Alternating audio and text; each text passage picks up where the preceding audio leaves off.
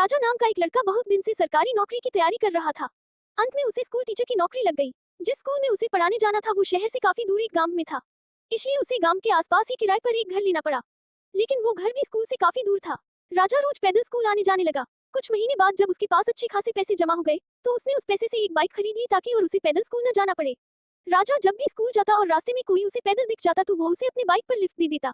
School से वापस आते समय भी राजा वही करता। ऐसा एक भी दिन न हो जिस दिन उसने किसी को अपनी बाइक पे बिठाए बिना स्कूल गया हो या फिर वापस अपना घर आया हो।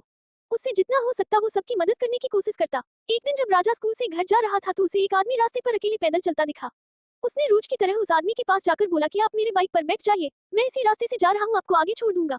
वो आदमी खुशी खुशी बैठ गया। कुछ दूर चलते ही राजा को महसूस हुआ कि उसकी पीठ पर नोखिला कुछ चुभ रहा है। अचानक वो आदमी राजा से कहने लगा, गाड़ी साइड में लगाओ और पैदल घर चले जाओ। उस आदमी के पास एक बड़ा सा चाकू था। राजा डर गया और गाड़ी रास्ते के साइड में लगा दिया।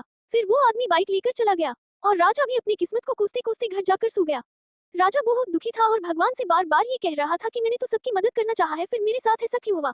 अगले दिन जब वो सोकर उठा तो उसने देखा कि उसकी बाइक घर के बाहर खड़ी है और उस पे एक चिट्ठी भी रखी है। जब उसने चिट्ठी को खोल के पढ़ना शुरू किया तो उसमें लिखा था, मास्टर जी मुझे माफ कर देना, मुझे पता नहीं था आपकी बाइक आसपास के गांव में इतनी पॉपुलर है। जिसने भी मुझे इस बाइक पर देखा उसने ही मुझसे पूछा कि ये तो मास्टर जी की बाइक है, तुझे ये कहाँ से मिला। सबको पता चल गया कि मैंने आपकी बाइक चोरी की है, इसलिए मैं आपको आपका बाइक लौटा रहा हूँ। हो सके तो मुझे माफ कर देना। इस चिट्ठी को पढ़ने के बाद राजा बहुत खुश हुआ और भगवान का धन्यवाद किया। उसे ये विश्वास हो गया कि भगवान हमेशा अच्छे के साथ अच्छा ही करता है।